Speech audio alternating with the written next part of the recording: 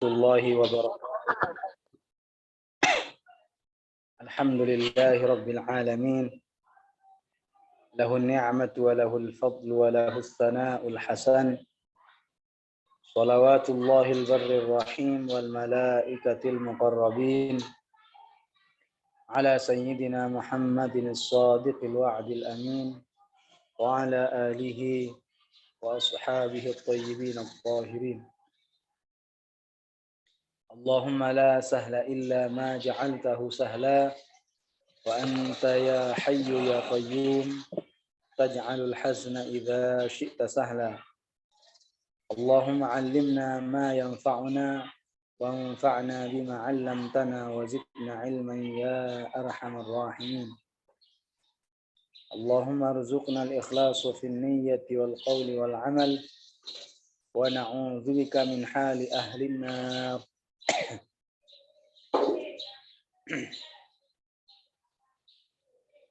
Para hadirin, para hadirat, semua peserta Yayasan Kajian Yayasan Cabang Syah Madura yang senantiasa dimuliakan dan dirahmati dan diberikan semangat untuk belajar ilmu.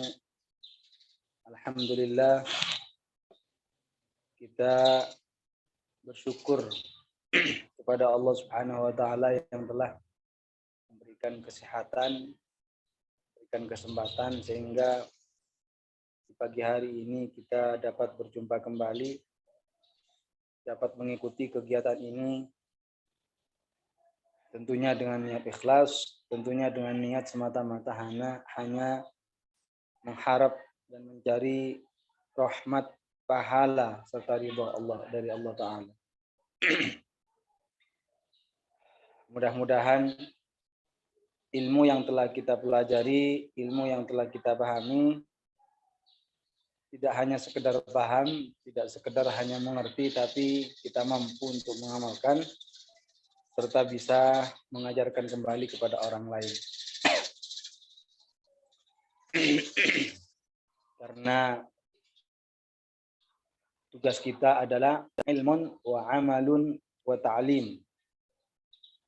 Wazifatuna,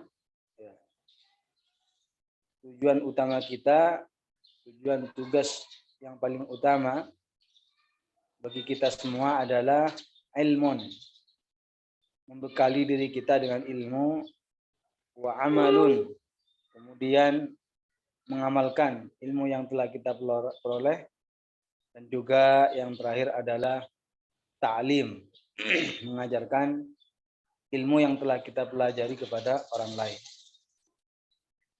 Dengan beberapa tema-tema yang sudah dijelaskan sebelumnya, mulai dari permasalahan tentang maksiat hati, kewajiban hati, maksiat mata, maksiat perut.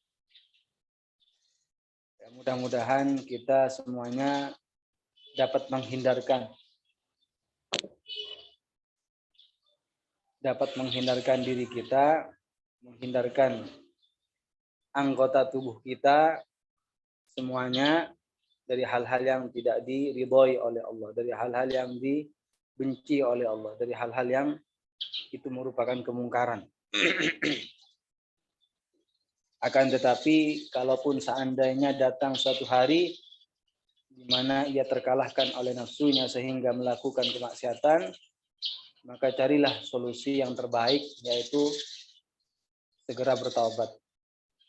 Karena kita ketika memakai baju, lalu baju itu kotor, maka kita tidak pernah bosan untuk membersihkan dan menyucinya. Kalau kita menggunakan pakaian, kita menggunakan baju, menggunakan peci, menggunakan sarung, atau apapun yang kita pakai, ketika sudah kotor, sudah berubah warnanya, maka kita menyucinya, membersihkannya, dicuci. Kita tidak pernah bosan. Begitu juga ketika kita melakukan hal-hal yang dilarang oleh Allah, ketika kita melakukan dosa, durhaka kepada Allah Subhanahu wa taala, ingat untuk diikuti dengan cara bertaubat. Jadi dimanapun kita berada dan bagaimanapun kondisinya, selalu dan segera bertobat kepada Allah Subhanahu wa taala akan kemaksiatan, tentang maksiat yang pernah ia lakukan, tentang dosa yang pernah ia lakukan.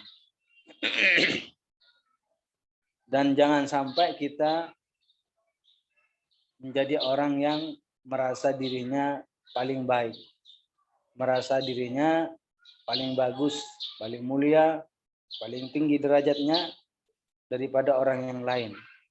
Karena sikap yang seperti itu adalah sikap setan, perilaku buruk setan. Sehingga kita tidak perlu menyombongkan diri, menganggap diri kita ini karena sudah belajar merasa lebih baik daripada yang lainnya. Jangan. Kenapa? Karena Rasulullah mengatakan innamal a'malu bil khawatim. Innamal a'malu bil khawatim. Sesungguhnya yang menjadi tolak ukur bagi seseorang itu adalah amal yang paling terakhir ia kerjakan. Bisa saja orang umurnya, usianya,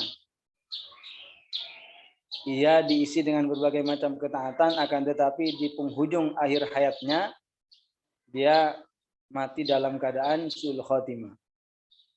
Mudah-mudahan kita dijauhkan dari hal tersebut. Dan bisa saja dari awal orangnya menjadi orang yang buruk, perilakunya tidak baik, selalu bermaksiat, selalu melakukan dosa, tetapi diberikan anugerah yang agung oleh Allah, mati dalam keadaan husnul khotimah. Makanya kita walaupun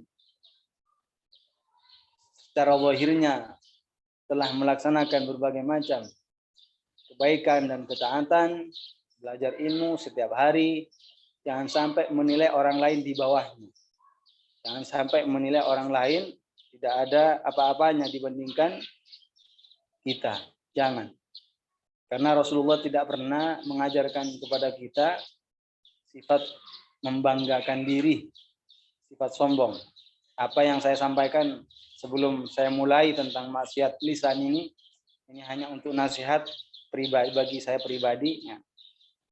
Jadi karena kita ini manusia di mana sering melupakan hal-hal yang biasa disampaikan oleh guru-guru kita semuanya. Jadi kita jangan sampai merasa lebih baik. Jangan sampai merasa diri kita ini melebihi orang yang lainnya. Karena itu bukan akhlak Rasulullah. Karena itu bukan akhlak yang orang-orang yang soleh. Semakin orang bertambah ilmunya, maka otomatis juga akan semakin bertambah sifat rendah hati yang dia miliki. Ketika seseorang semakin bertambah sikap rendah hatinya semakin tinggi, maka otomatis juga akan semakin tinggi derajat dan kedudukannya menurut Allah. Karena Rasulullah sendiri yang mengatakan, man tawadha'a lillahi ma tawadha'a ahadun lillah ma tawadha'a ahadun lillah illa rafa'ahu Allah. Tidaklah seseorang yang bersikap rendah hati karena Allah kecuali Allah angkat derajatnya. Kecuali Allah angkat derajatnya. Karenanya senantiasa kita introspeksi diri. Senantiasa kita memperhatikan sikap kita, gerak-gerik kita. Jangan sampai diberikan ruang untuk dikalahkan oleh nafsu. Jangan sampai ada ruang jiwa ini dikuasai oleh setan. Jangan sampai diri kita ini dikuasai oleh manusia tapi sikapnya seperti setan. Alhamdulillah sudah sebagian besar bahkan hampir selesai ini tentang maksiat-maksiat lisan, mayoritas sudah selesai. Hanya yang tersisa sedikit lagi. Fajar kemana?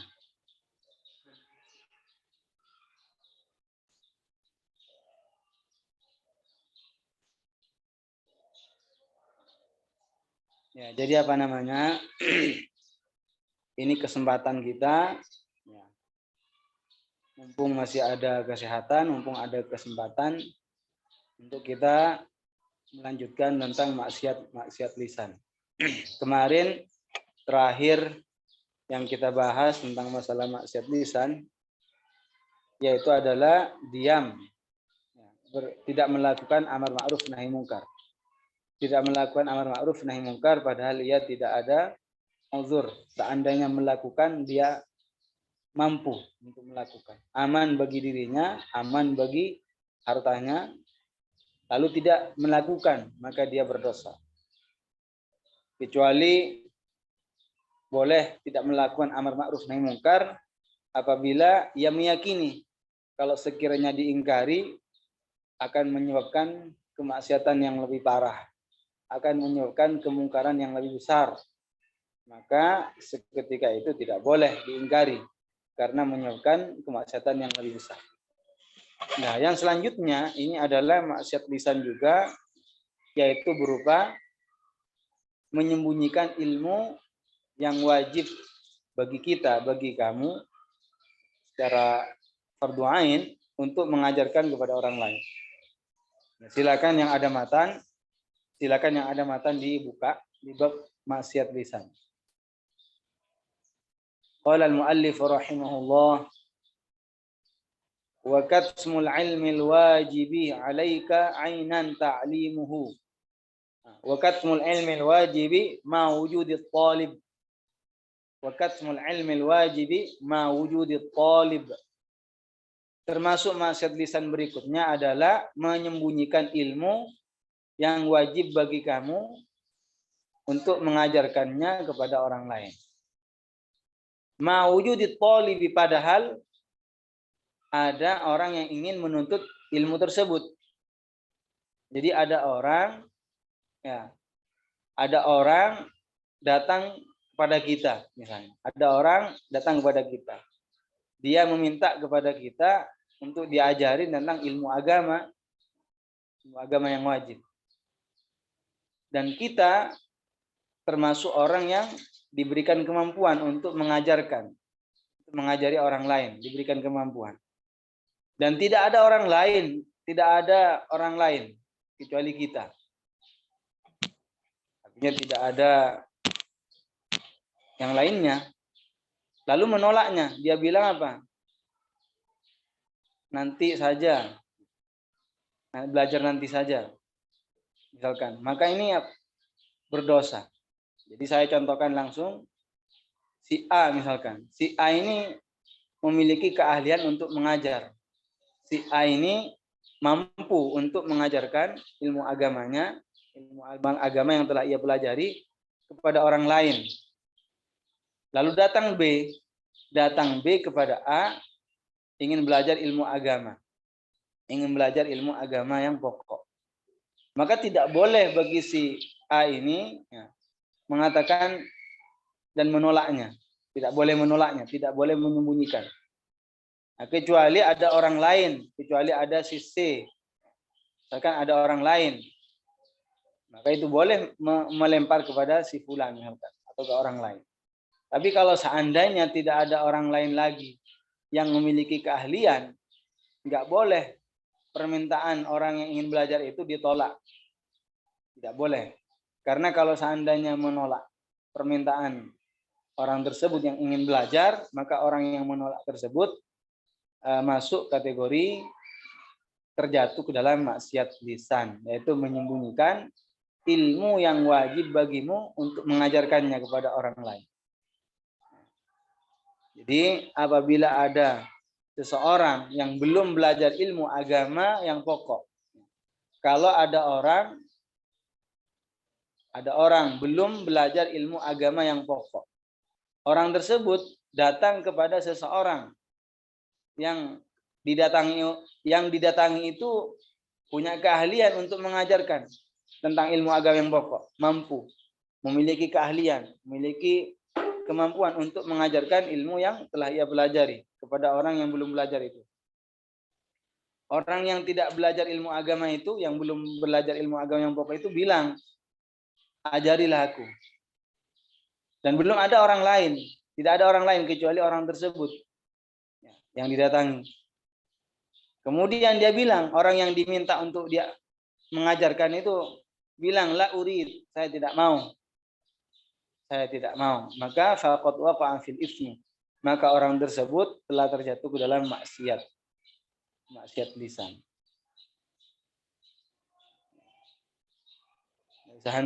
Seharusnya kita itu pertama mengajarkan ilmu yang telah kita pelajari kepada orang lain. Itu tidak mesti harus kita yang nunggu datangnya orang lain. Ya. Kalau ada orang datang kepada kita baru kita ajari. Kalau tidak ada, tidak mengajarkan ilmu yang telah kita pelajari. Bukan seperti itu. Ilmu agama kita pelajari, lalu kita amalkan, itu besar pahalanya. Akan tetapi lebih besar lagi pahalanya apabila kita belajar, mengamalkan, lalu mengajarkan kembali kepada orang lain. Jadi apa namanya? Kalau ada orang datang kepada kita, minta kita untuk mengajarinya, dan tidak ada orang lain yang bisa mengajarnya, maka tidak boleh bagi kita untuk menolak. Tidak boleh mengatakan saya tidak mau. Kalau ternyata dia menolak dan tidak ada orang lain lagi yang bisa mengajarinya, dia berdosa. Karena ini termasuk yang maksiat lisan berupa menyembunyikan ilmu yang wajib bagimu untuk mengajarkan ilmu tersebut kepada orang lain.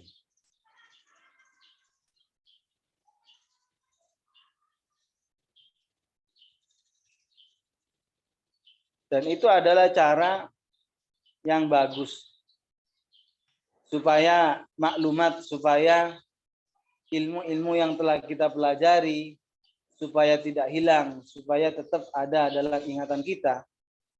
Caranya bagaimana? Mungkin saja bisa dengan murojaah, ya kan? Bisa saja dengan melihat buku yang kita pernah tulis.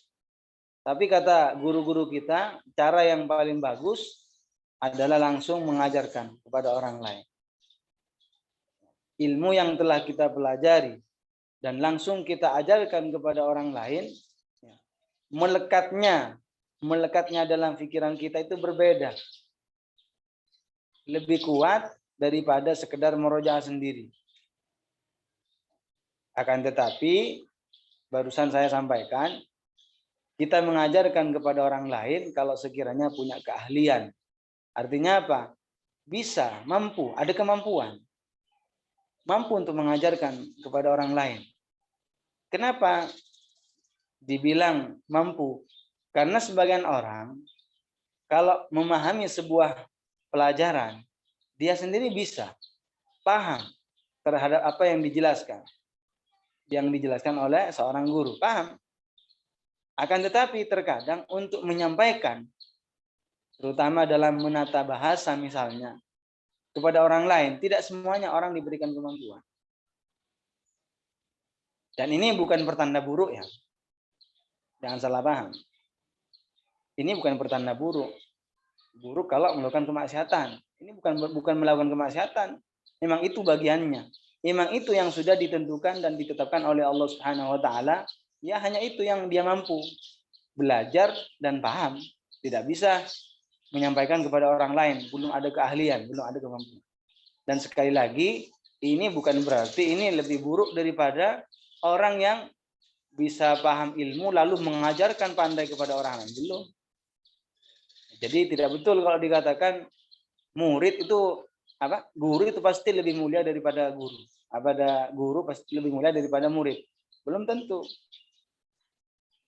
Utamanya kedudukan, kemuliaan kedudukan atau tingginya bukan dari Subhanahu wa taala yang memuliakan dan mengagungkan. Jadi bukan pertanda buruk. Ya, memang itu bagiannya. Dan itu bukan dianggap buruk oleh agama, tidak dinilai buruk oleh agama karena tidak punya kemampuan. Di antara para sahabat mereka juga berbeda-beda. Para sahabat Nabi, Mereka sama-sama hidup satu masa dengan Nabi, sahabat Rasulullah. Ada yang hafalnya hadis sekian, ada yang sekian, ada yang sekian. Dari segi kepandaian, dari segi kemampuan berpikir berbeda-beda juga. Nah, jadi ini memang itu kemampuannya. Jadi kalau kita pikir, kalau kita renungi apa yang terjadi di alam ini, itu ada yang mengatur. Itu Allah Subhanahu wa taala. Ada yang mengatur terjadinya sesuatu yang berbeda-beda. Ada yang pandai, ada yang biasa, ada yang tidak bisa sama sekali. Itu kalau dipikir, kalau direnung, itu semuanya memberikan hikmah kepada kita bahwa ada yang mengatur. Itu Allah Subhanahu wa taala yang mengatur. Dan apapun yang dilakukan oleh Allah tidak bisa diprotes atau dipertanyakan, enggak boleh. Allah berfirman, la yus'alu amma yaf'al wa hum yus'alun. Allah tidak boleh ditanya tentang apa yang Allah lakukan. Wa hum yus'alun, akan tetapi makhluknya yang akan dimintai akan ditanyakan. Makhluknya akan ditanya kelak di akhirat.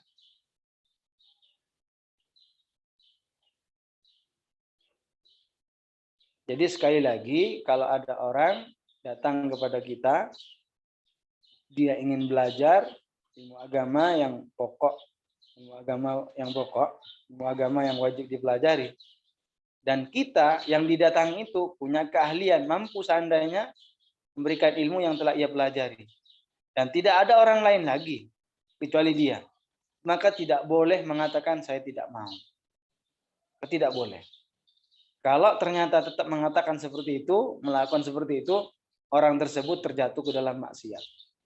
Karena ini adalah bagian daripada katmul ilmil wajib, menyembunyikan ilmu yang wajib bagimu untuk mengajarkannya kepada orang lain.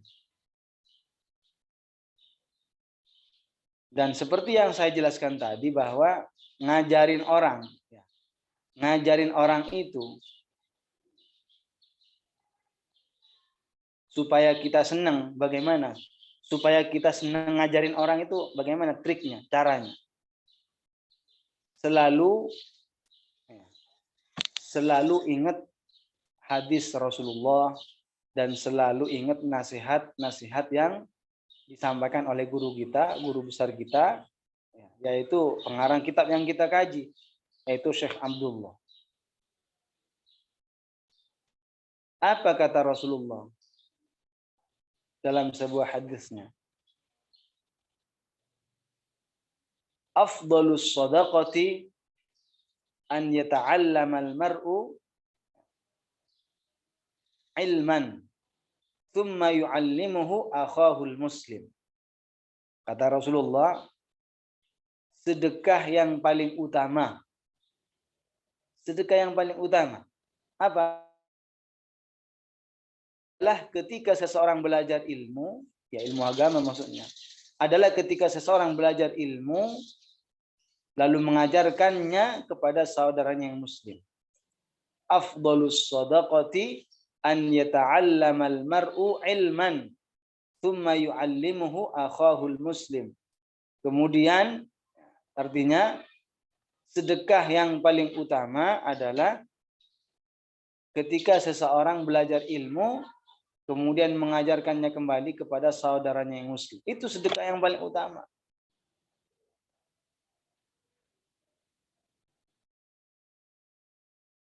Ilmu adalah kebaikan yang luar biasa. Sesuatu yang memiliki kedudukan yang sangat tinggi, ilmu. Ketika kita mengajarkan ilmu kepada orang lain, itu sama saja kita memberikan jalan menuju surga. Ya, kalau kita mengajarkan ilmu, menyampaikan ilmu kepada orang lain, itu kita berarti memberikan jalan, ya, menunjukkan jalan yang menuju ke dalam surga.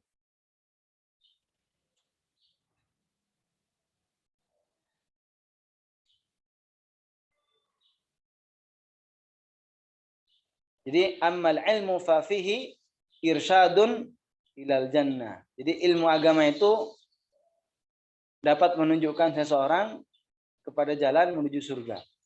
Ilmu agama. Makanya Rasulullah mengatakan, man salaka tariqan yaltamisu fi ilman sahalallahu lahu bihi tariqan ilal jannah. Barang siapa yang menempuh jalan untuk belajar ilmu, maka Allah akan mudahkan baginya jalan menuju surga. Dan apa nasihat Rasulullah, nasihat guru kita, Syekh Abdullah? Syekh Abdullah pernah mengatakan begini. Saya kira teman-teman semuanya, saya kira hadirin hadirat ini semuanya pernah mendengar. Dan ketika saya ulang, inilah kita tidak akan merasa bosan. Apa kata Syekh? Ta'limu mas'alatin wahidatin min masailid din. Ta'limu mas'alatin wahidatin min masailid dini afdalu minat tasadduqi bijabalin min zahab. Menyampaikan satu masalah ilmu agama itu lebih baik, lebih utama daripada bersedekah emas seberat gunung. Orang yang menyampaikan ilmu agama kepada orang lain, sekalipun hanya satu masalah, tentu masalah tentang ilmu agama, itu pahalanya lebih besar, lebih utama daripada seseorang bersedekah emas kepada orang lain yang beratnya seperti seberat gunung. Afdalu minat tasadduqi bijabalin min dhahab. Itu kalau kita ingin senantiasa senang ngajarin orang. Pikir itu. Ternyata di balik ngajarin orang ilmu agama, pahalanya sangat gede. Yang tahu hanya Allah Subhanahu wa taala. Dan ini merupakan amal yang utama, amal yang agung. Kenapa? Karena amal semacam ini adalah amal para nabi. Karena perbuatan semacam ini adalah perbuatan para anbiya, para rasul. Ngajak orang kepada kebaikan, mencegah orang lain daripada kemungkaran.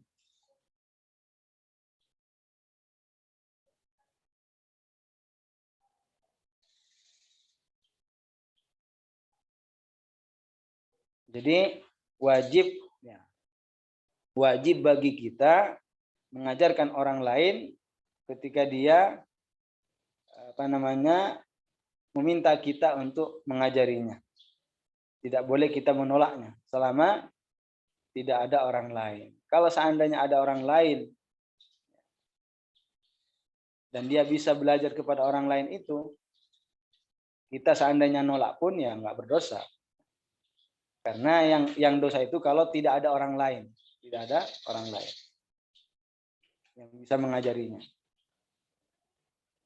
Jadi menyembunyikan ilmu yang wajib bagi kita untuk mengajarkan ilmu tersebut kepada orang lain, yang orang lain itu ingin belajar, lalu kita menolaknya, ini haram hukum. Kemudian ilmu itu ada dua macam. Ilmu itu ada dua macam. Ada kalanya wajib, artinya fardu ain kepada kita, kepada orang-orang mukallaf, dan kadangkala hukumnya adalah fardu kifayah.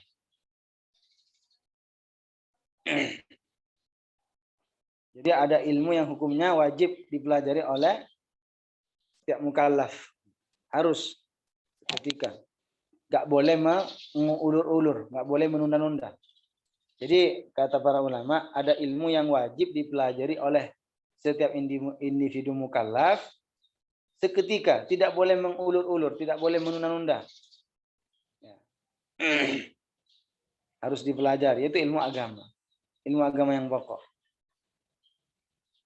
Jadi kalau seandainya ada orang datang kepada kita untuk belajar ilmu agama dan kita mampu seandainya untuk mengajarinya mampu, dan tidak ada orang lain yang bisa mengajari orang tersebut, maka tidak boleh bagi kita mengatakan apa? Nanti saja, tanpa ada uzur. Sudah nanti saja belajarnya. 1 bulan lagi, atau tahun depan, tanpa ada uzur misalkan. maka ini apa? Tidak, ini berdosa.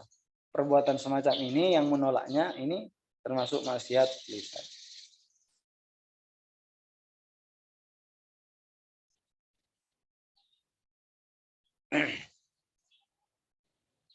Jadi kata Rasulullah, barang siapa yang diminta untuk ngajarin ilmu agama, maka kemudian dia menyembunyikan, artinya tidak mau, maka akan diikat mulutnya dengan tali yang itu asalnya dari neraka. Tali yang maksudnya yang mirip seperti yang ditaruh di lisan kuda, di mulut kuda.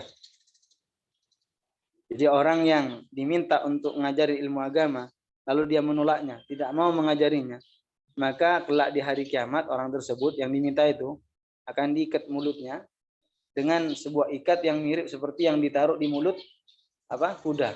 Cuma ikatan itu dari neraka, dari api, dari neraka, dari api.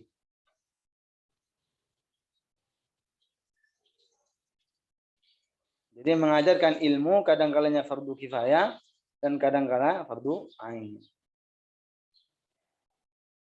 Fardu kifayah itu kapan dihukumi fardu kifayah? Mengajarkan ilmu kepada orang dihukumnya fardu kifayah kalau seandainya lebih daripada satu orang yang bisa ngajarin, ya. Artinya yang memiliki kemampuan untuk ngajarin itu lebih daripada satu orang, lebih dari satu orang. Jadi kalau seandainya ada salah satu dari mereka, sudah gugur kewajiban bagi yang lainnya. Dan hukumnya kadang-kala mengajarkan ilmu kepada orang lain hukumnya fardu ain. Pertama kan fardu kifayah. Yang kedua ini fardu ain.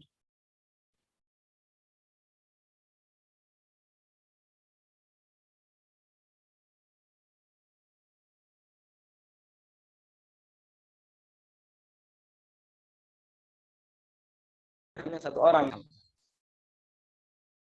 yang tahu tentang ilmu agama, hanya satu orang. Kemudian ada orang lain ingin belajar. Karena di situ hanya satu orang yang tahu tentang ilmu agama dan punya keahlian untuk ngajarin hanya satu orang, maka yang satu orang itu yang tahu tentang ilmu agama tidak boleh menolak, tidak boleh menyembunyikan ilmu. Sehingga kalau seandainya tidak mau ngajarin orang, maka ini terhitung dosa, maksiat lisan.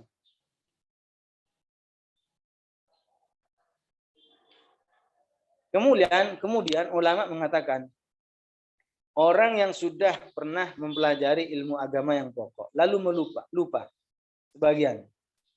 sebagian, maka wajib mengulang, ya, maka wajib baginya mengulang apa yang dia lupa itu, meskipun dengan murojaah melalui buku tulis atau kitabnya yang dia pelajari. Jadi wajib. Jadi orang yang pernah belajar ilmu agama yang pokok tentang masalah akidah, tentang masalah tohara bersuci, tentang masalah sholat, tentang masalah zakat, puasa, haji, ya, dan juga maksiat lisan, dan juga perkara-perkara yang bisa merusak iman atau yang disebut dengan riddah. Ini wajib dipelajari. Kalau seandainya lupa, ada yang lupa sebagian, wajib diulang kembali, wajib dipelajari lagi.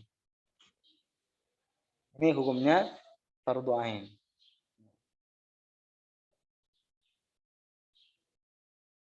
Jadi begitu ilmu agama itu ibarat hewan buruan. Kalau tidak diikat, ya lari seperti hewan buruan. Begitu juga kalau ilmu agama tidak ditulis, tidak dicatat, banyak yang lupa. Menguasai ilmu supaya diri kita ini ingat terhadap ilmu yang telah kita pelajari bisa menggunakan dua cara. Pertama adalah dengan tanpa menulis tapi mengandalkan ingatannya. Dan itu sangat jarang ini. Seperti ini. Dan yang kedua, dia ingat tentang masalah ilmu yang disampaikan oleh gurunya, tapi dia mampunya menulis di bukunya. Apa yang disampaikan ditulis. Jaga kalau seandainya suatu hari lupa, langsung bisa kembali dan melihat catatan di bukunya itu. Jadi kalau ada yang lupa, tinggal tengok ke bukunya. Ada yang lupa, tinggal lihat ke buku tulisnya. Kalau yang pertama sulit dapat seperti itu, ingat semua. Makanya kalau ngaji, kalau belajar, jangan sampai lupa pulpen, jangan sampai lupa buku. Ya. Manusia tidaklah disebut dengan manusia kecuali dikarenakan sering lupa. Sering lupa. Jadi kata Syekh Abdullah pernah bilang, al-alimu idza lam yuraji' yansa. Al-alimu idza lam yuraji' yansa. Seorang alim. Artinya yang sudah sampai pada ilmu yang banyak. Seorang alim apabila tidak murojaah, maka dia akan lupa. Tidak murojaah itu apa? Tidak mengulang kembali pelajaran yang diambil. Maka dia akan mudah lupa. Al-alimu idza lam yuraji' yansa. Seorang alim apabila tidak murojaah ilmu yang telah ia pelajari, maka lupa. Maka akan lupa.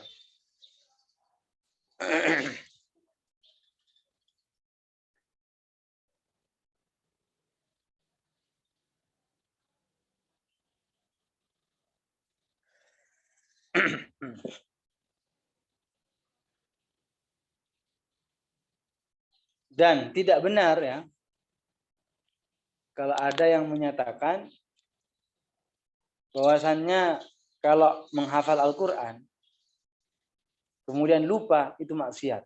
Nah, itu tidak benar. Hadisnya dhaif.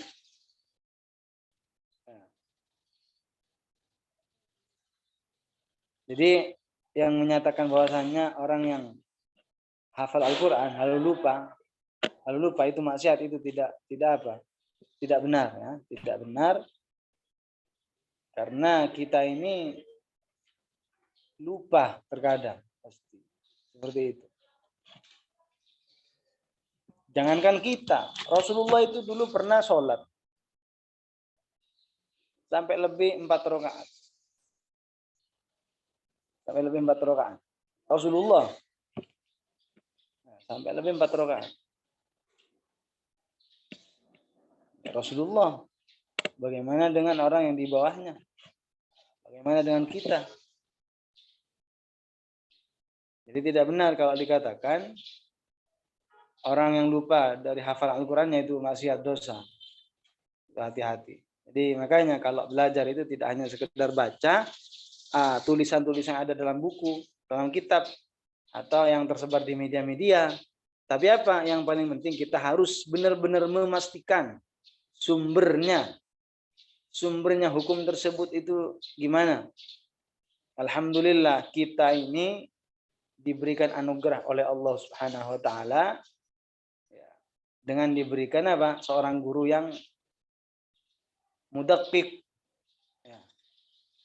Mudaqqiq itu orangnya teliti. Syekh Abdullah guru kita, pengarang kitab yang kita kaji, dikenal sebagai mudaqqiq. Orang yang sangat jeli, orang yang sangat teliti dalam masalah agama.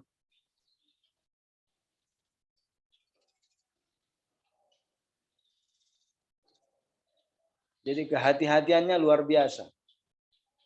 Kehati-hatian untuk memperoleh sebuah sumber hukum. Beliau Syekh Abdullah sangat teliti, sangat jeli.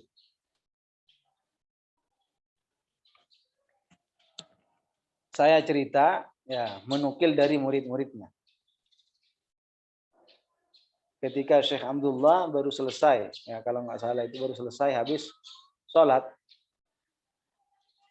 tiba-tiba ada anak kecil ngasih sesuatu ke Syekh. Ngasih sesuatu ke Syekh Abdullah. Kemudian ketika dikasih, nggak diterima oleh Syekh. Nggak diterima oleh Syekh.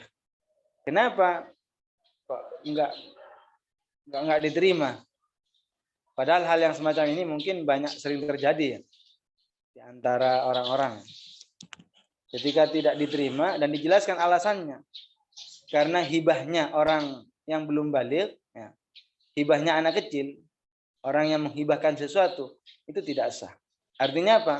Artinya orang yang hibah itu harus baligh syaratnya. Itu kan sangat jeli. Hal yang semacam itu kan diperhatikan. Kalau sekarang di zaman sekarang aja banyak orang yang tidak memperhatikan hal semacam itu.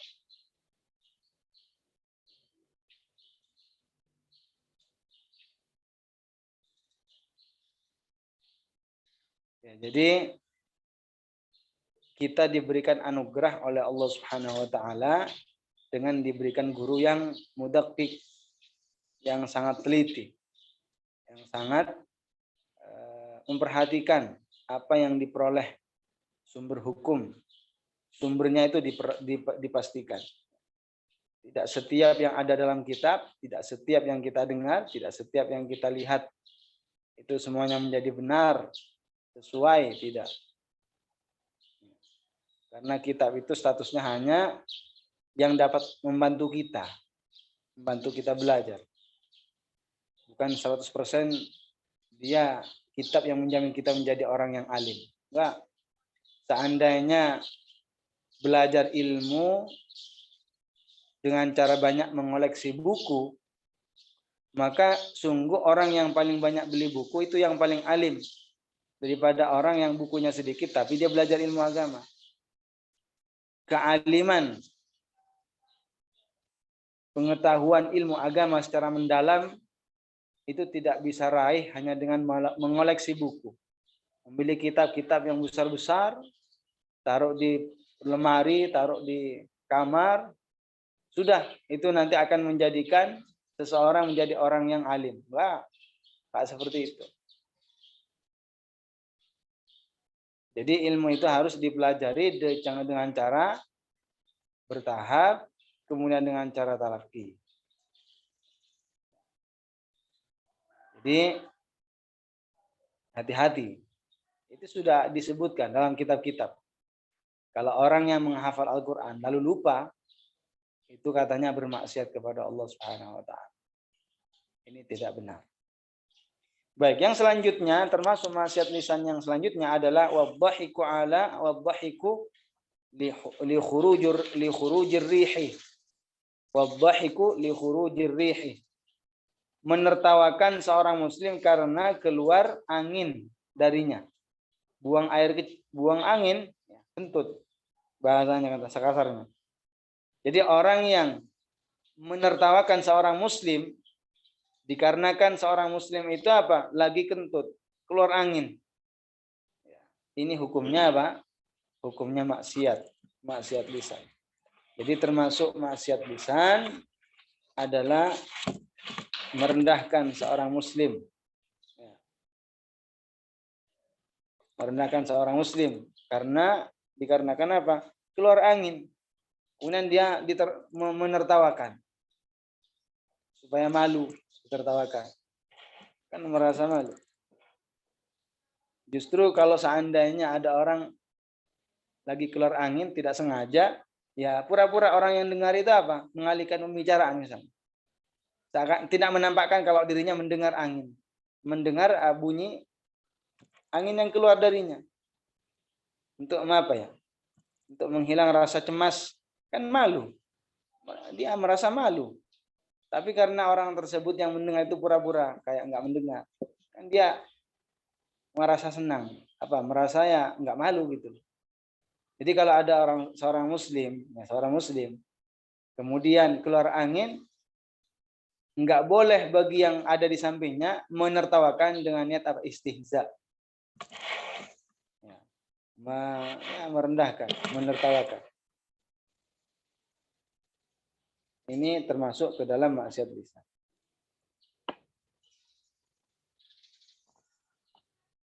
Jadi setiap perkataan yang dapat menyakiti orang lain, memang tertawa bukan perkataan, tapi kan menyakiti hati orang lain, ditertawakan. Ini haram hukumnya, tidak boleh. Ini yang haram kalau dia tertawa, kalau masih bisa ditahan. Kalau seandainya tidak tertahankan, maghlub, tidak tertahankan, tidak bisa. Tiba-tiba ya tidak tertahankan, ketawa gitu. yang nggak berdosa. Yang berdosa itu kalau masih bisa ditahan, masih menertawakan, memungkinkan untuk menahannya, tapi dia ketawa aja, maka ini berdosa. Ini berdosa karena termasuk maksiat lisan. Aw ala muslimin istihqaran lahu, atau menertawakan seorang muslim bukan karena keluar angin, tapi apa? Istihqaran lahu, merendahkan orang tersebut, merendahkan orang yang ditertawakan, direndahkan. Dikarenakan ya, orang yang ditertawakan itu lebih rendah kedudukannya ketimbang orang yang tertawa dan semacamnya. Ada orang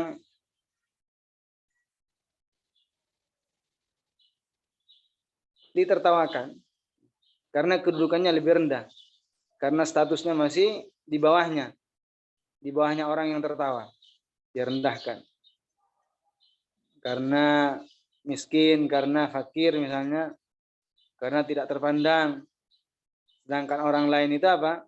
Yang lainnya dia seorang guru, seorang pejabat, seorang yang memiliki popularitas misalnya di mata masyarakat, tokoh masyarakat misalnya. Lalu menertawakan orang lain itu karena di bawahnya kedudukannya. Maka ini adalah dosa, tidak boleh. Ya, itu alasannya karena terdapat idza, menyakiti perasaan orang lain. Pokoknya setiap perilaku, setiap perkataan yang dapat menimbulkan idza, menyakiti hati orang lain, itu tidak boleh. Ini menertawakan seorang muslim. Tidak hanya menertawakan seorang muslim, kalaupun seandainya menertawakan seorang kafir dhimmi pun juga maksiat.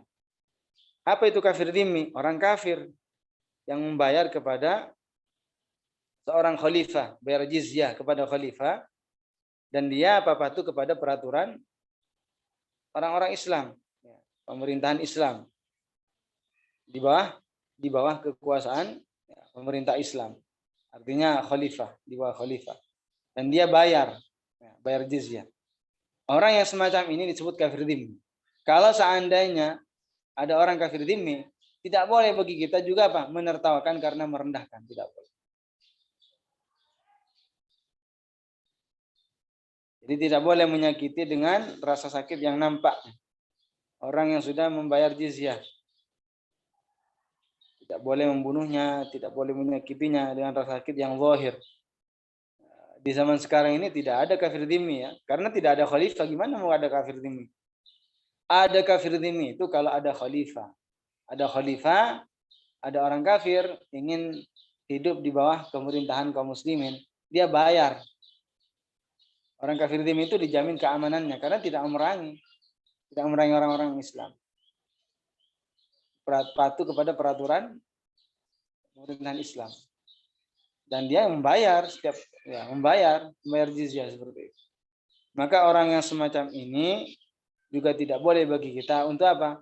Untuk menertawakan dengan niat istihza, merendahkan. Ini kalau kita perhatikan, kalau kita renungi, kita menjaga sikap baik kita kepada orang lain tidak hanya sekadar sesama. Walaupun kepada orang kafir dhimmi yang di agamanya bukan Islam, kita tetap menjaga sikap yang baik.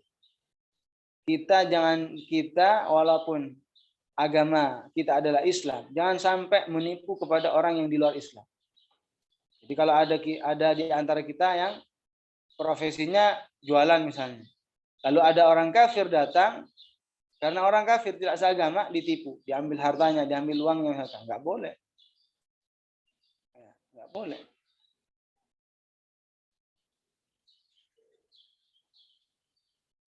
Jadi harus tetap menjaga sikap yang baik, karena akhlak yang baik yang diajarkan dalam Islam itu, ya memang harus kita lakukan, harus diri kita hias.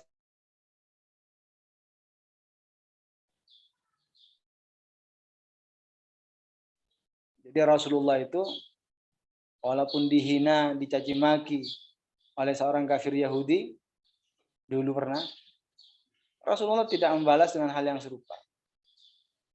Rasulullah tidak membalas dengan hal yang serupa. Walaupun dicaci, walaupun dikatain dengan kata-kata yang memancing kemarahan, Rasulullah nggak pernah membalasnya. Ini menunjukkan kalau akhlak yang baik yang diajarkan oleh agama Islam kepada kita, tetap menjaga sikap yang baik, akhlak yang bagus ya, kepada orang lain, siapapun orangnya. Makanya dengan sikap yang baik, apa yang kita inginkan, yaitu kebaikan orang lain, maka itu mudah akan diterimanya. Tapi kalau kita ingin mengajak orang lain untuk melakukan kebaikan tapi salah cara, bukan dengan cara yang ramah, bukan dengan cara yang baik, bukan dengan cara yang sopan, maka agak sedikit sulit bagi orang lain untuk mengikutinya. Karena orang akan melihat orang tersebut. Seandainya para nabi itu ketika mengajarkan dakwahnya kepada kaumnya dibarengi dengan sifat sombong, bagaimana bisa mereka ikut kepada nabinya? Bagaimana bisa mereka menerima dakwah mereka? Seandainya para nabi itu ketika menyampaikan misi visinya, mengajak kaumnya untuk beribadah hanya kepada Allah Subhanahu wa taala, seandainya dibarengi dengan sifat sombong, nggak ada yang ikut. Ini menunjukkan kalau para nabi semuanya itu adalah mutawadhi'in, orang-orang yang bersikap rendah hati. Orang-orang yang senantiasa memiliki sikap yang rendah hati. Dan inilah akhlak para nabi. Selalu sabar dalam melakukan kebaikan. Karenanya kita sebagai manusia haruslah kita meneladani Rasulullah. Walaupun tidak semuanya tidak mampu untuk meneladani Rasulullah secara total. Karena makhluk yang paling mulia, manusia yang paling utama secara mutlak itu adalah Nabi kita Muhammad Sallallahu Alaihi Wasallam. Paling tidak kita sedikit demi sedikit bisa mencontoh apa yang disampaikan oleh Rasulullah. Rasulullah mengajarkan kepada kita supaya bersikap rendah hati. Apa kata Rasulullah? Innakum la taghfuluna an afdalil ibadati tawadhu'.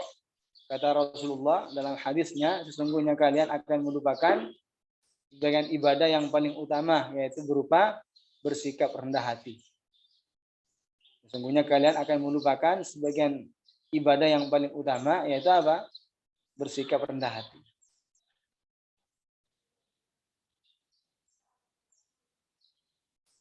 Bersikap rendah hati.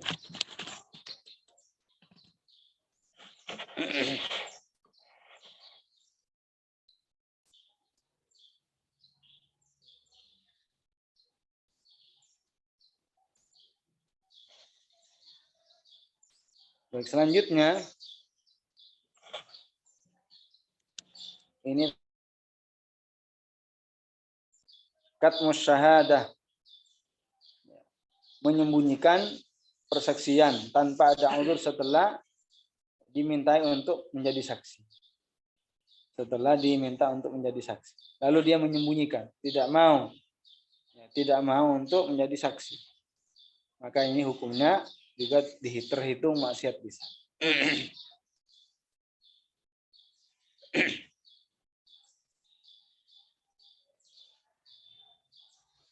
Dan ini untuk penjelasan agak meluas, agak sedikit lebar penjelasan tentang masalah menyembunyikan persaksian tanpa ada uzur setelah diminta untuk menjadi saksi, lalu menolaknya, lalu menyembunyikannya. Ini terhitung maksiat lisan. Penjelasan yang lengkap insya Allah akan kita bahas besok hari Ahad. Saya kira untuk penjelasan tentang maksiat lisan untuk sesi pertama ini ya saya kira sudah cukup. Ya mudah-mudahan apa yang telah kita bahas, apa yang telah kita urai dari tadi, mulai dari permasalahan yang pertama untuk hari ini, menyembunyikan ilmu yang wajib bagimu untuk mengajarkan kepada orang lain. Ya. dan juga menertawakan seorang muslim. Menertawakan seorang muslim karena keluar angin, atau menertawakan seorang muslim karena menghina, merendahkan. Kemudian yang terakhir untuk harinya apa? Menyembunyikan persaksian.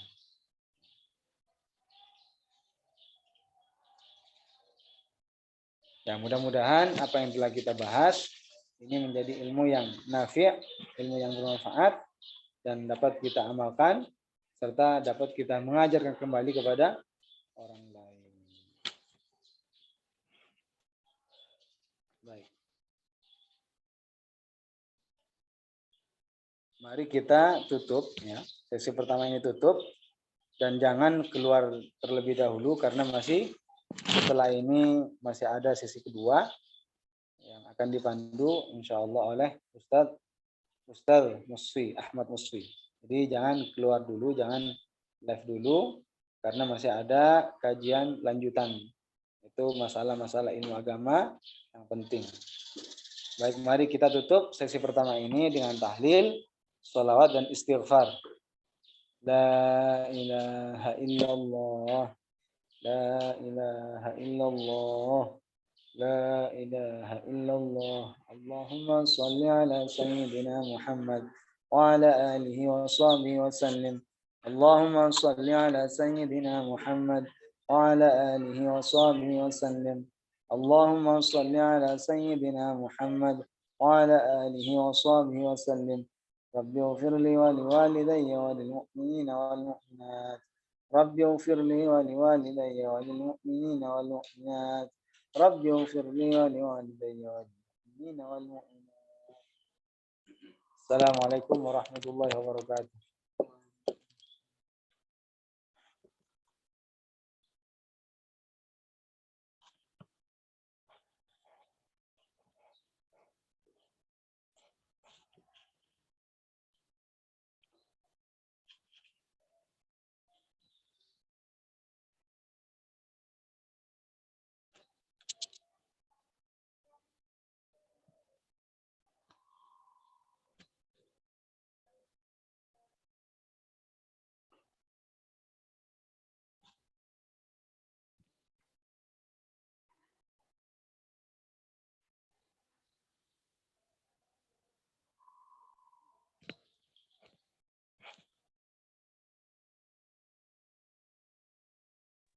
Assalamualaikum Ustaz. Waalaikumsalam warahmatullahi wabarakatuh. Assalamualaikum warahmatullahi wabarakatuh. Bismillahirrahmanirrahim. Alhamdulillahirabbil alamin. Wa sallallahu wa sallama ala rasulihil amin wa ala alihi wa sahbihi ajma'in. Allahumma 'allimna ma yanfa'una wanfa'na bima 'allamtana wa zidna 'ilman ya rabbal alamin. Teman-teman yang semoga sama-sama mendapatkan rahmat dari Allah Subhanahu wa taala. Alhamdulillah, kita bersyukur kepada Allah taala dikarenakan di pagi hari ini kita masih diberikan kesehatan dan kesempatan untuk sama-sama mudzakarah ilmu agama, belajar ilmu agama, dan ini suatu kebaikan yang sangat besar dari Allah Subhanahu wa taala. Pertama-tama mari kita sama-sama mengikhlaskan niat karena Allah Subhanahu wa taala. Karena dalam sebuah hadis Rasulullah Shallallahu Alaihi Wasallam bersabda, Innamal a'malu binniyat. Sesungguhnya perbuatan baik itu tergantung pada niatnya. Wa innama likulli imri'in ma nawa, dan seseorang itu akan mendapatkan apa yang dia niati. Dan sebagian ulama mengatakan al-ikhlasu iksirul amal. Ya, ikhlas merupakan kekuatan sebuah amalan. Oleh karena itu, dalam setiap perbuatan baik yang kita lakukan, hendaklah kita tidak lupa ya terhadap niat ikhlas karena Allah tabaraka wa taala. Baik. Kemudian insyaallah taala ya pada kesempatan kali ini kita akan kembali melanjutkan pembacaan kita, pembacaan kitab begitu ya. Salah satu karangan guru kita Syekh Abdullah Al-Harari yang berbicara tentang mewaspadai 3 golongan. Golongan yaitu golongan Wahabi ya, yang sudah selesai. Sekarang kita masuk kepada Hizbut Ikhwan dan setelah itu kita akan masuk kepada Hizbut Tahrir. Baik, silakan dibuka kitabnya bagi yang punya. Anda PDF-nya. Saya coba share ya. Bentar ya.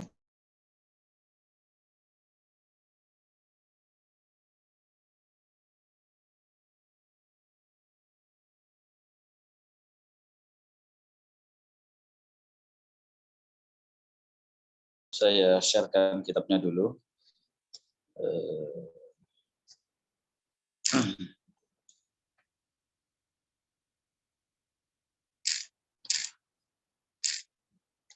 Bentar. Oke. Ini dia. 6.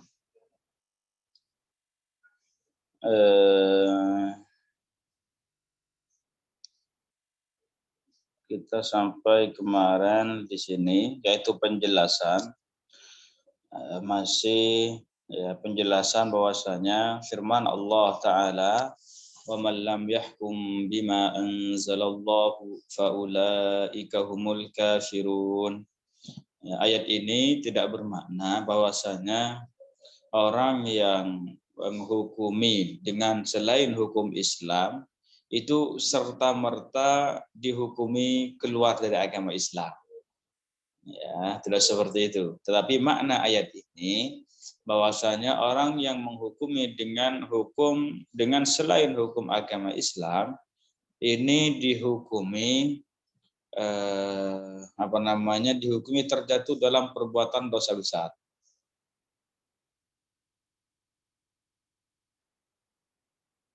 Ya, dihukumi jatuh dalam perbuatan dosa besar. Nah, sekarang perbandingannya apa? Pendekatannya.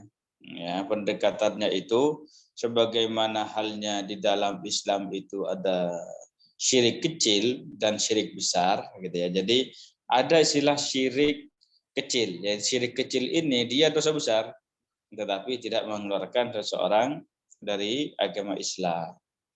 Demikian pula sebagaimana yang dikatakan oleh Ibnu Abbas bahwasanya firman Allah taala yang tadi wa man lam yahkum bima anzalallah faulaika humul kafirun. Di sini apa? Kufrun duna kufrin, kekufuran di bawah kekufuran. Ya, ini maksudnya apa? Kekufuran yang tidak mengeluarkan seseorang dari agama Islam.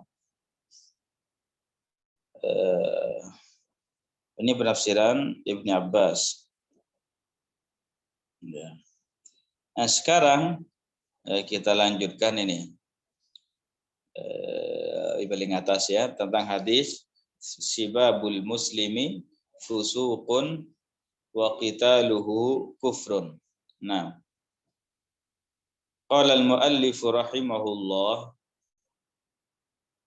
wa qala aidan, dan beliau juga bersabda sibabul muslimi fusuqun, sibabul muslimi mencela seorang muslim, fusuqun merupakan sebuah kefasikan, wa qitaluhu kufrun, dan membunuh ya, dan membunuh orang muslim itu merupakan kekufuran. Tapi ingat ya, faqauluhu wa qitaluhu kufrun, ya, di sini maksudnya bukan kemudian hadis ini tidak bermakna bahwasanya ketika ada seseorang membunuh saudara seislamnya tanpa hak, ini jelas tanpa hak, dengan seperti itu tidak langsung dihukumi keluar dari agama Islam.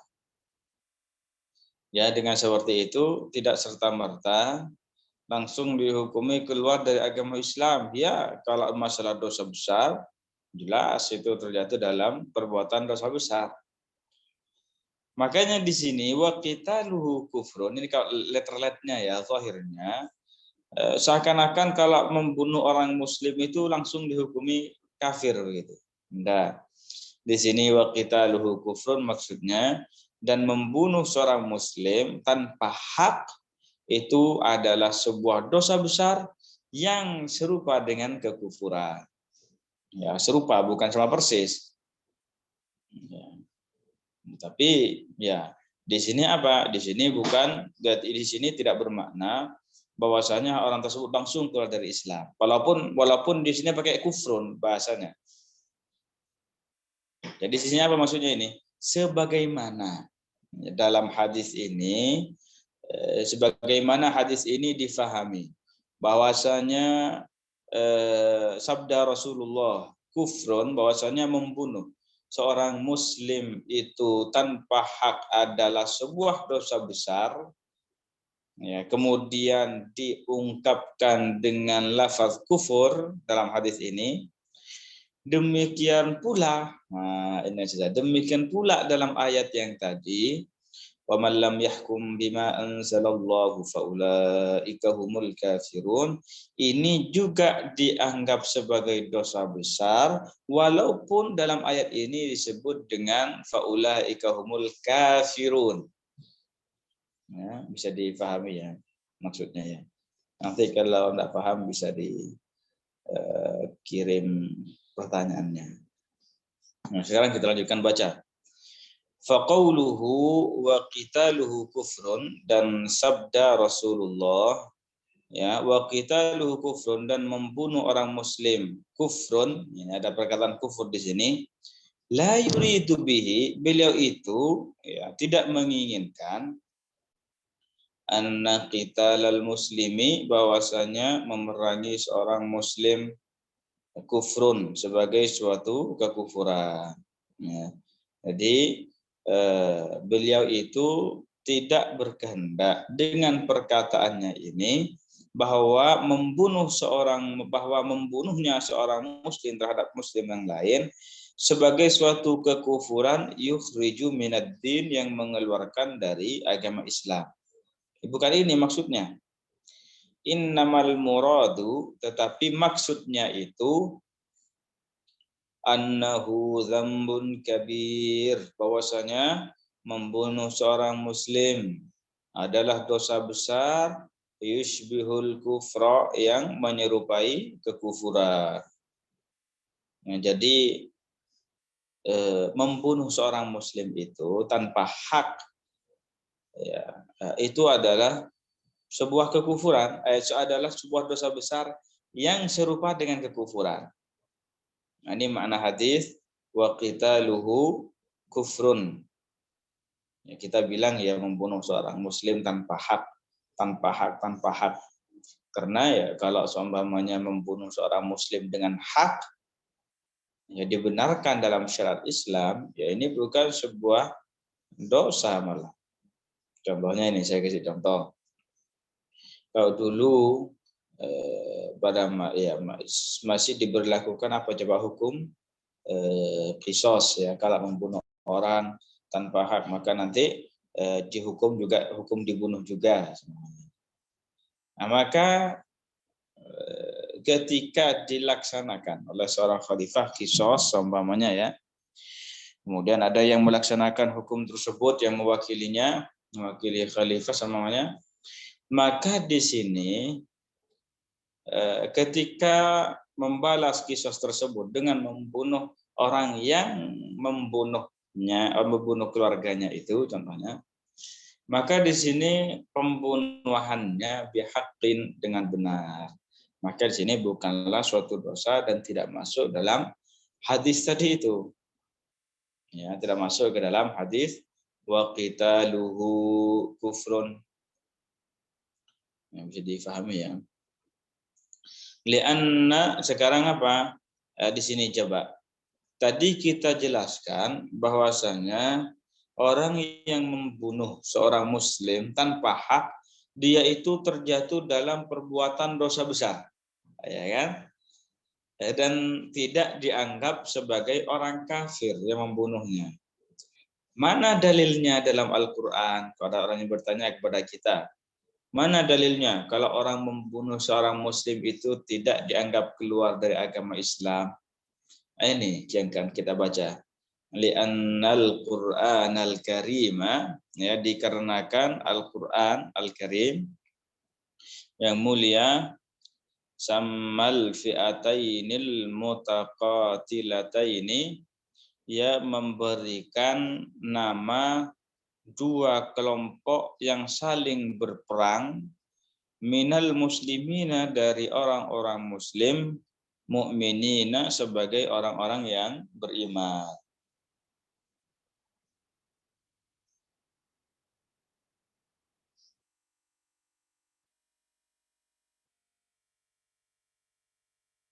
Nah, artinya apa? Artinya di sini orang yang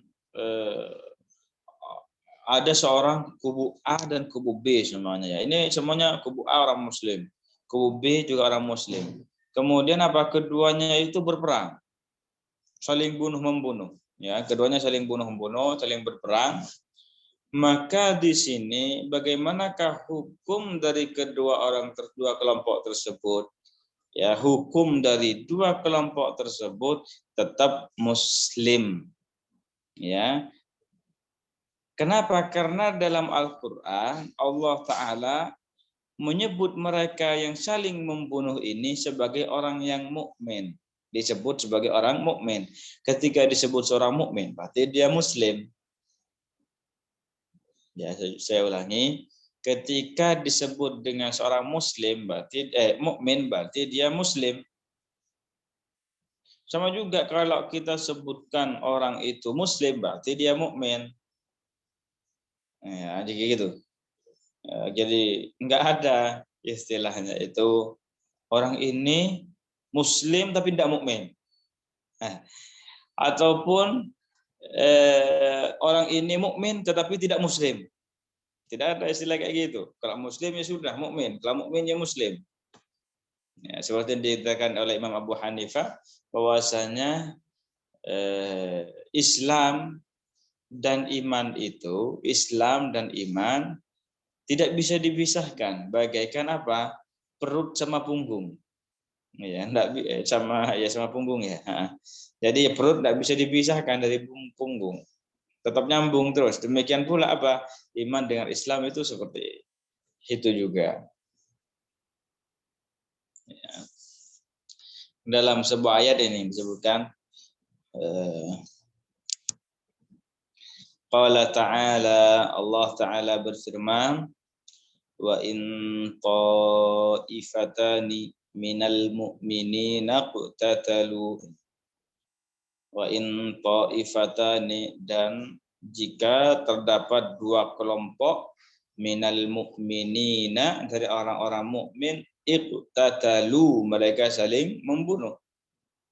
Jadi di sini mereka yang saling orang mukmin yang mereka yang apa namanya ya, terjadi perselisihan semuanya. Kemudian setelah itu saling membunuh, saling berperang, katanya. Ya, terkait urusan dunia begitu ya, contohnya lah. Maka orang mereka ini ya kalau semuanya berperang karena dunia sampai kayak ya, karena dunia ya jelas ya di sini dari segi hukum ya tidak boleh begitu ya. Ini disebut perbuatan dosa. Cuma sekarang yang jadi permasalahan kita itu mereka ini masih disebut sebagai orang Islam enggak? Ketika saling membunuh seperti itu. Maka di sini jawabannya gimana? Mereka itu tetap dihukumi sebagai orang Islam. Buktinya gimana? Buktinya Allah Ta'ala menyebut mereka yang saling berperang itu sebagai orang mukmin, ya kan? Minal mu'minina. Nah, dari orang-orang yang beriman, iqtatalu, mereka saling membunuh. Ya, bisa dipahami ya. Jadi ini penjelasan dari salah satu penafsiran para sahabat ya, tentang firman Allah Ta'ala ya, wa man lam yahkum bima anzalallah faulaika humul kafirun. Ini maknanya. Ini penafsir apa? Bahwasanya kafir faulaika humul kafirun itu maksudnya apa? Mereka terjatuh dalam kekufuran di bawah kekufuran. Maksudnya apa itu? Maksudnya dosa besar yang menyerupai kekufuran. Ini penafsiran pertama ya. Ini penafsiran Ibnu Abbas. Ya. Ini kita sudah sebutkan dulu gimana Ibnu Abbas itu dijuluki dengan tarjumanul Quran. Anaknya anak paman Rasulullah. Ya. Siapa namanya? Didoakan oleh Rasulullah untuk faham, untuk menjadi pentakwil dan penafsir Al-Quran. Itu Ibnu Abbas. Nah, tafsir Ibnu Abbas seperti itu. Berbeda dengan tafsirnya Sayyid Qutb tadi. Kalau ada orang yang menghukumi dengan undang-undang, artinya bukan dengan hukum Al-Quran dan bukan dengan hukum hadis, maka orang ini katanya dihukumi keluar dari agama Islam. Langsung mau yang azan di masjid. Dan ini bermasalah di sini.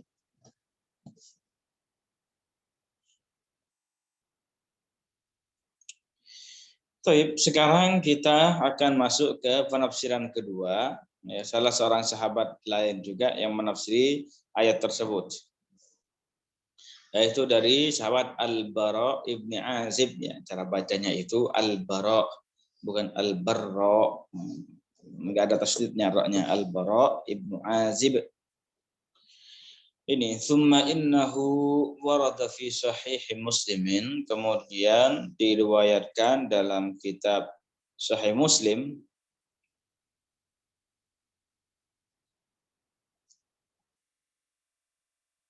Anil Bara ibni Azib, dari sahabat Al-Bara ibni Azib,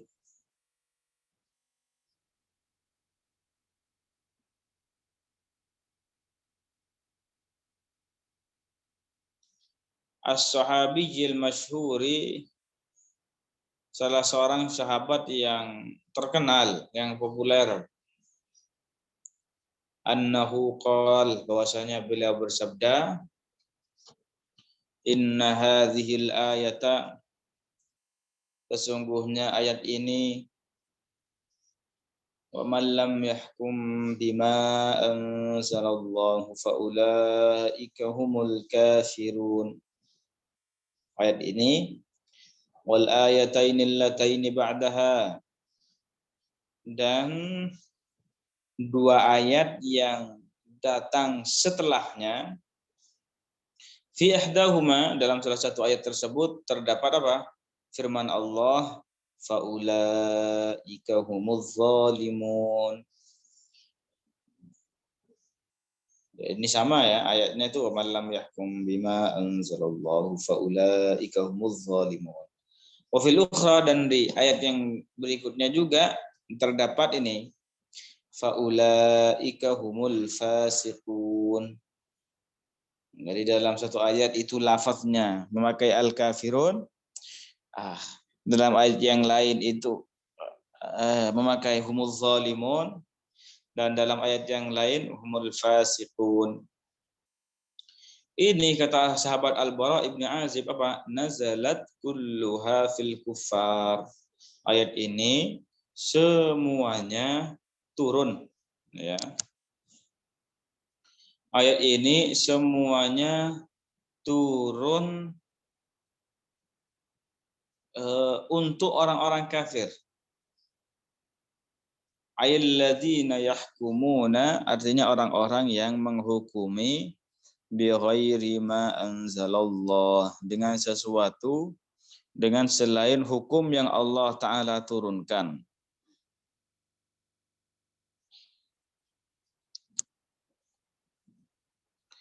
Walaisal muslimina alladzina yahkumuna bi ghairi ma anzalallah. Dan bukan orang muslim yang menghukumi dengan selain hukum Allah Ta'ala. Innama hiya fil yahudi wa man kana mislahum. Ayat itu turun berbicara tentang orang Yahudi dan orang yang serupa dengan mereka. Jadi saya jelaskan, penafsiran yang kedua ini berbicara tentang apa? Penafsiran yang kedua ini mengatakan bahwasanya ayat tersebut, "Waman yahkum bima anzalallah faulaika humul kafirun." Kemudian dalam ayat yang lain faulaika humul fasiqun, dalam ayat yang lain faulaika humuz zalimun. Ayat-ayat ini berbicara tentang orang Yahudi. Nah, gitu.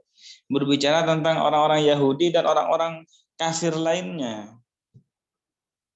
Ini yang berbicara karena mereka itu menghukumi dengan selain hukum Allah.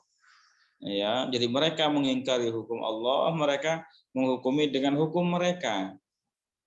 Nah, ayat ini berbicara tentang mereka ini, orang-orang kafir. Memang aslinya orang Yahudi. Memang aslinya orang kafir. Nah, ayat ini berbicara tentang mereka. Tidak berbicara, ayat ini tidak berbicara tentang orang Muslim yang dikarenakan pertemanan, dikarenakan kekerabatan, dia menghukumi dengan selain hukum Al-Quran dan hadis. Ini tidak berbicara tentang ayat ini. Ya. Dari sini dalam penafsiran yang kedua sini, kata al-kafirun ini sudah orang kafir yang bukan Muslim. Al-fasiqun, al-zalimun sama maksudnya ya orang kafir. Tapi di sini kafir memang bukan agama Islam, gitu ya. Tapi di sini maksudnya siapa? Ya orang Yahudi. Ayat ini berbicara tentang orang Yahudi dan yang seumpama dengan mereka. Bukan berbicara tentang orang Muslim yang menghukumi dengan hukum undang-undang, contohnya dikarenakan sokoan, yaitu menghukumi dengan hukum selain Al-Quran. Contohnya, orang yang seperti ini jelas terjatuh dalam dosa besar. Ya, dia terjatuh dalam dosa besar, tetapi orang ini tidak dihukumi keluar dari agama Islam. Bisa membedakan ya antara penafsiran yang pertama dan penafsiran yang kedua. Jadi kayak gitu. Makanya penafsiran dan yang diriwayatkan dari sahabat penafsirannya ini dua ini. Ya, makanya apa penafsiran Said Qutb terhadap firman Allah faulaika humul kafirun, yang bahwasanya orang yang menghukumi dengan undang-undang dihukumi keluar dari agama Islam, pokoknya langsung kafir gitu. Nah, ini tidak benar, ini seperti ini. Ya, hal ini tidak benar. Dan orang ini ya, golongan yang menganggap bahwasanya pelaku dosa besar itu hukumnya keluar dari agama Islam, itu siapa itu? Golongan Khawarij. Ya, golongan Khawarij. Golongan Khawarij ini apa sabda Rasulullah? Hum syarrul khalqi wal khaliqah. Mereka ini golongan Khawarij adalah makhluk paling buruk. Itu sabda Rasulullah seperti itu. Jadi yang mempunyai keyakinan bahwasanya pelaku dosa besar itu langsung dihukumi keluar dari Islam itu golongan Khawarij. Bukan golongan Ahlus Sunnah wal Jamaah. Berarti dalam kasus ini ya Hizbul Ikhwan itu tidak mempunyai panutan kecuali orang-orang Khawarij.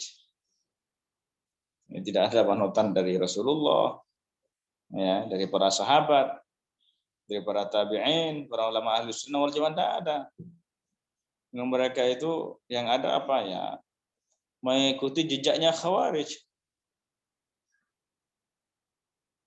Karena kita sebagai dari kalangan ahli sunnah wal jamaah itu apa? Mempunyai kaidah. La nukaffiru ahadan min ahli al-qiblati bidzambin ma lam yastahillahu.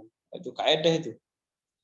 La nukaffiru, kami tidak mengkafirkan ahadan min ahli al-qiblati, salah satu orang pun dari ahlul qiblah, orang muslim maksudnya, bidzambin ma lam yastahillahu, dengan disebabkan sebuah, dengan dikarenakan dia melakukan perbuatan dosa, kecuali apabila ia menghalalkan dosa tersebut.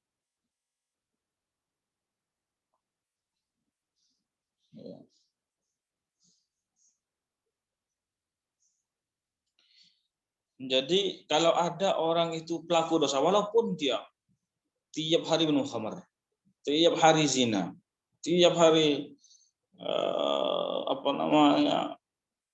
mencuri, begitu semacamnya. Mereka yang seperti ini itu tidak dihukumi keluar dari agama Islam, ya, pelaku dosa besar jelas itu. Tapi walaupun mereka zina terus, minum khamar terus, kemudian melakukan dosa-dosa besar lainnya, banyak membunuh orang muslim tanpa hak, sama. Ya, walaupun seperti itu, kita punya kaidah. Kaidahnya apa? Kita tidak mengkafirkan orang yang seperti ini. Selama apa? Selama orang tersebut tidak menganggap perbuatan tersebut adalah perbuatan yang dihalalkan. Ya, begitu.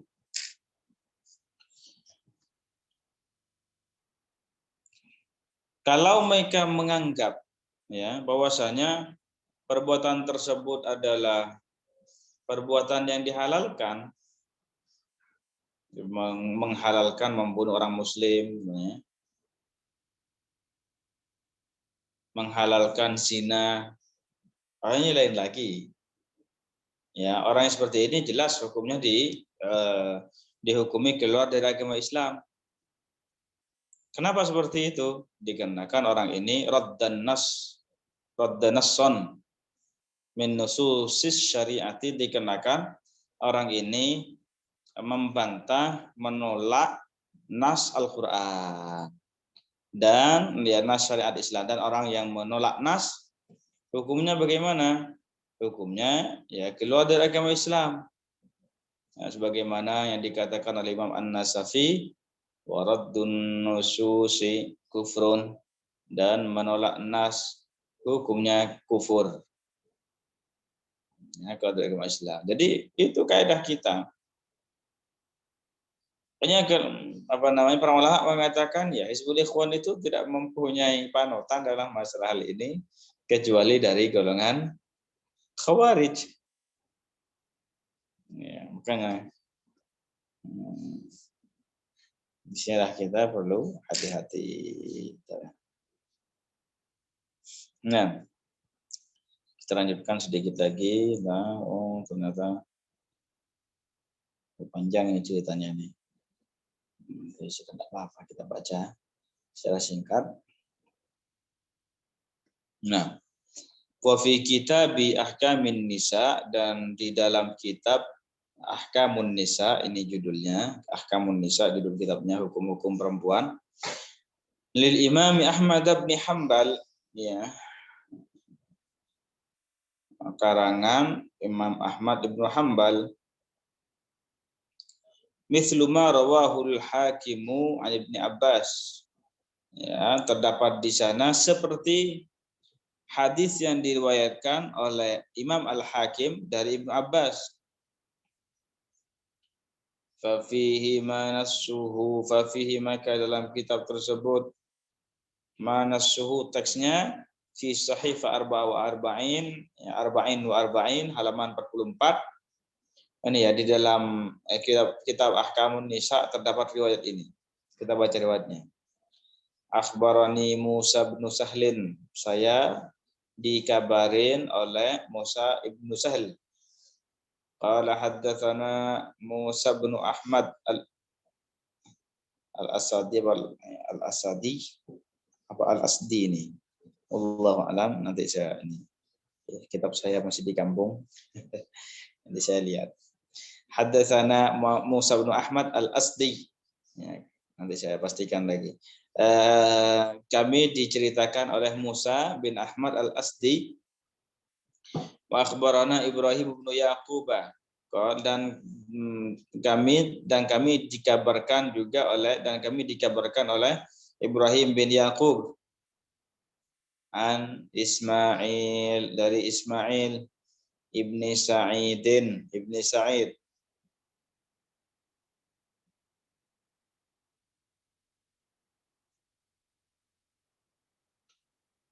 Beliau berkata, Sa'altu Ahmada, saya bertanya Imam Ahmad, anil musyirri alal kabairi, tentang orang yang tentang orang yang terus-menerus melakukan dosa besar. Ya, bijuhdihi, dengan semangatnya. Intinya dia terus itu melakukan dosa besar. Illa annahu lam yatruki shalah. Memang dia itu tidak selalu melakukan perbuatan dosa besar kayak zina gitu ya, dan semacamnya seumpama. Tetapi apa, orang ini tidak pernah meninggalkan sholat, wasaumah, dan puasa, dan tidak meninggalkan puasa, wazakat, dan juga tidak meninggalkan zakat, wal hajj, dan juga tidak meninggalkan haji, wal jumu'at, dan jumat. Hal yakunu musirran fi mithli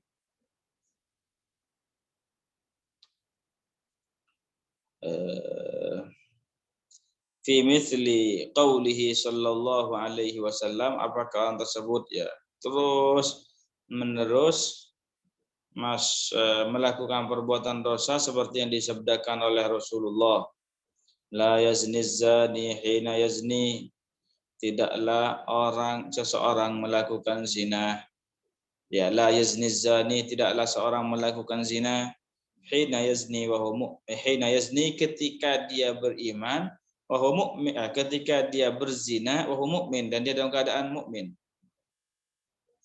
Ya, maksudnya di sini apa?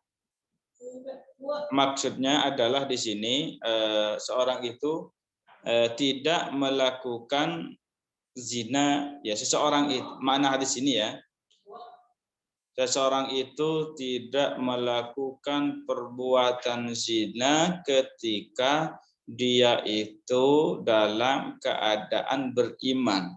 Maksudnya dalam keadaan beriman gimana? Maksudnya dalam keadaan imannya sempurna. Ini makna hadis. Wala yashrabul khamra hina yashrabuha wa huwa mu'min, dan seseorang itu tidak akan minum khamr, ya, ketika dia dalam keadaan imannya sempurna, dia itu tidak akan minum khamr. Ini makna hadisnya ya. Makna hadisnya seperti itu. Wala yasriqu hina yasriqu wa huwa mu'min, dan seorang mukmin yang sempurna, yang imannya lagi sempurna, dia tidak akan mencuri.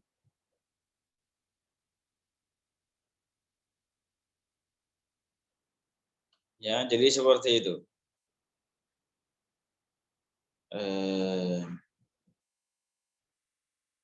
Subhanallah.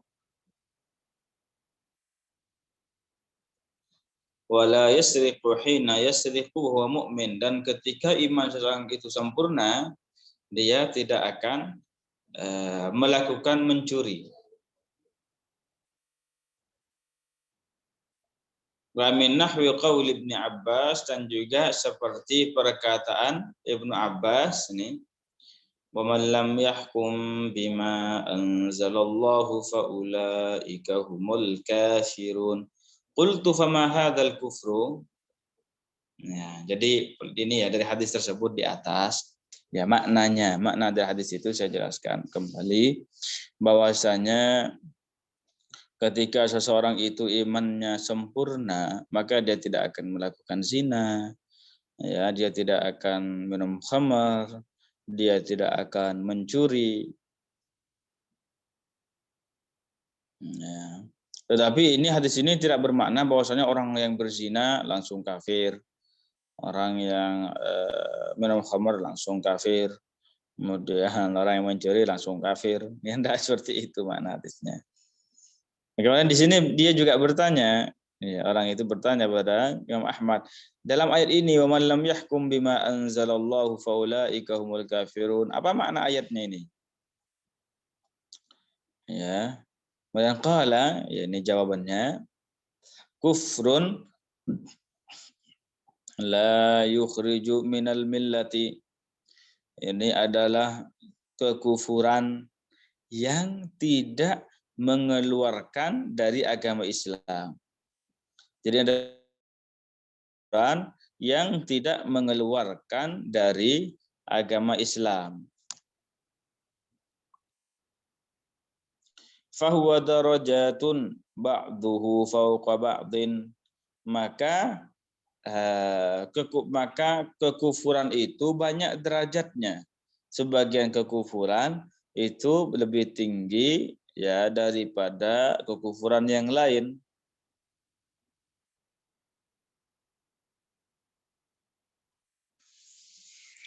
Hatta yaji'a min dzalika amrun la yakhtalifun nasu fihi. Ya, jadi intinya begitulah. Jadi ini pernyataan dari Imam Ahmad bahwasanya seseorang itu ketika bahwasanya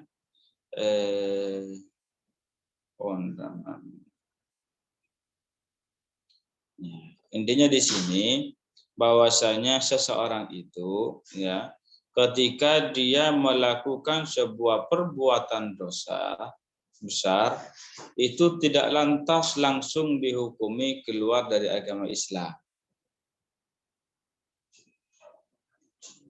Ya, paham di sini ya. Intinya seperti yang saya jelaskan sebelumnya.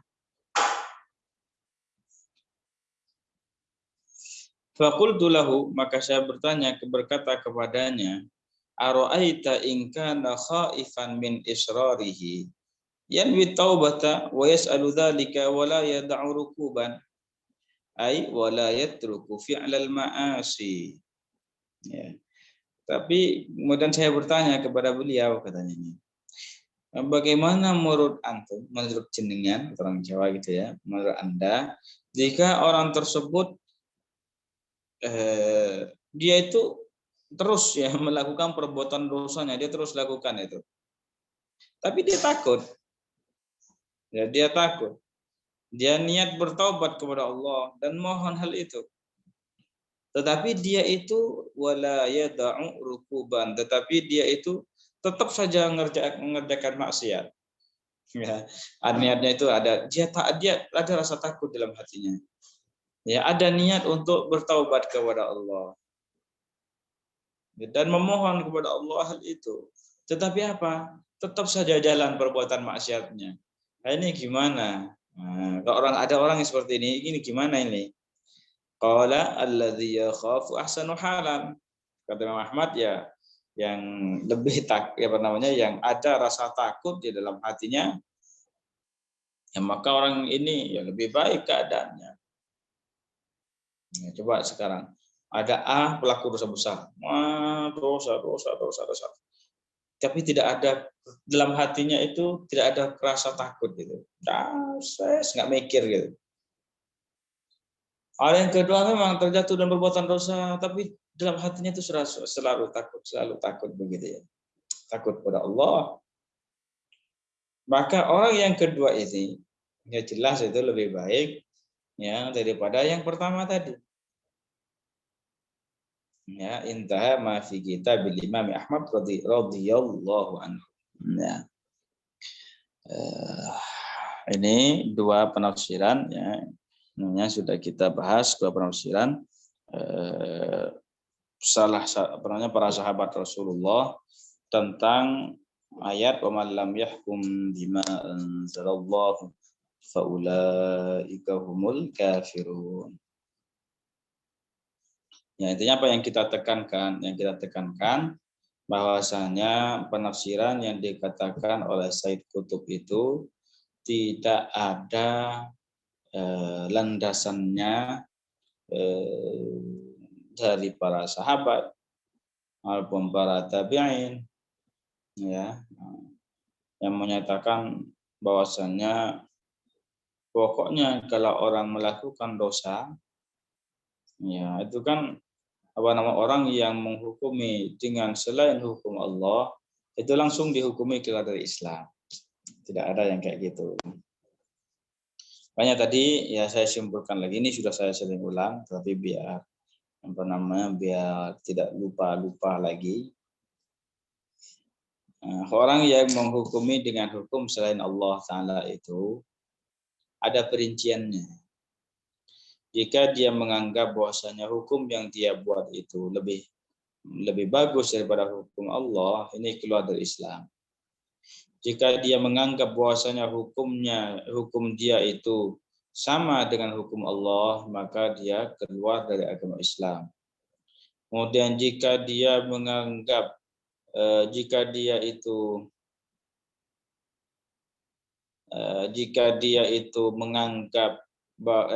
dia menghukumi dengan selain hukum Islam dikarenakan hawa nafsunya, dikarenakan terkena sogok, tetapi dia tidak menganggap bahwasanya hukum yang dia buat itu lebih baik dari hukum Allah atau sama dengan hukum Allah, tidak menganggap kayak gitu, maka orang tersebut tidak dihukumi keluar dari agama Islam. Gitu ya, bisa dipahami ya. Jadi mungkin pembacaan kitabnya sampai di sini dulu. Kalau ada yang mau ditanyakan, barangkali ada yang kurang paham dipersilahkan.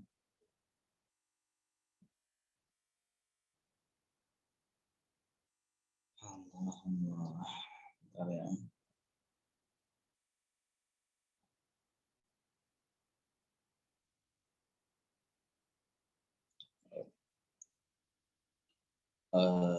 Saya sebagian ulama itu mengatakan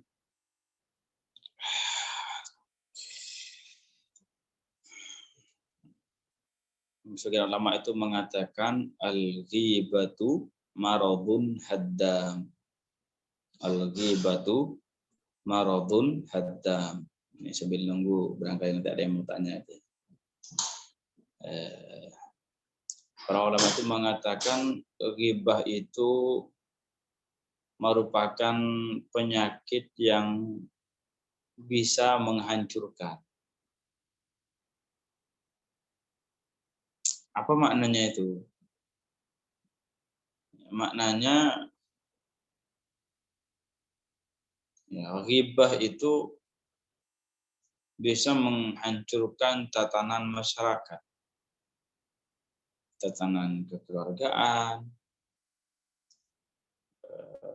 persaudaraan, bahkan teman-teman sesama pengajian. Sesama pengajian. Ghibah itu kayak gitu. Ghibah itu ya kayak gitu. Makanya itu dalam Islam itu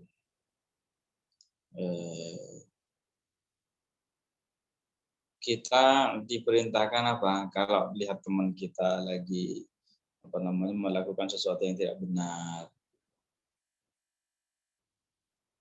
kita yang diperintahkan dalam Islam itu memberikan nasihat.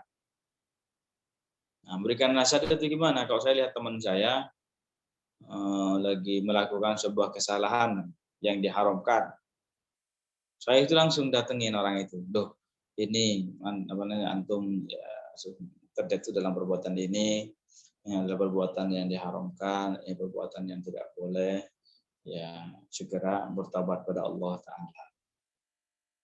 Ini nasihat yang seperti ini namanya. Ya. Bukan apa, ya Islam itu tidak mengajarkan, makanya Islam melarang. Kalau saya lihat teman saya terjatuh dalam perbuatan haram, setelah itu apa, saya pergi ke si A, oh itu si Musanu, saya pergi ke A, itu si Fulan, aduh lakukan dosa. Terus saya pergi ke si B, terus saya datang ke si ngabar si ada D, terus muter-muter kayak nggak punya kerjaan lain. Muter-muter kayak nggak punya kerjaan lain, apa, menyebarkan aib seseorang. Islam itu enggak kayak gitu.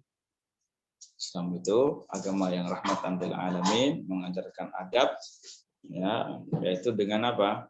Kita kalau ada seorang terjatuh dalam perbuatan yang tidak bagus, kita menasihatinya, ya, bukan malah membongkarnya. Itu beda. Apalagi kemudian kalau seumpamanya memfitnah, oh ini lagi, oh, ini kayak gini, kayak gini, kayak gini, kayak gini. Ya, bicara ke orang lain, si fulan begini, padahal enggak. Ya ini berbahaya. Nah, sebelum gue yang lain kayaknya nggak ada mau tanya ya.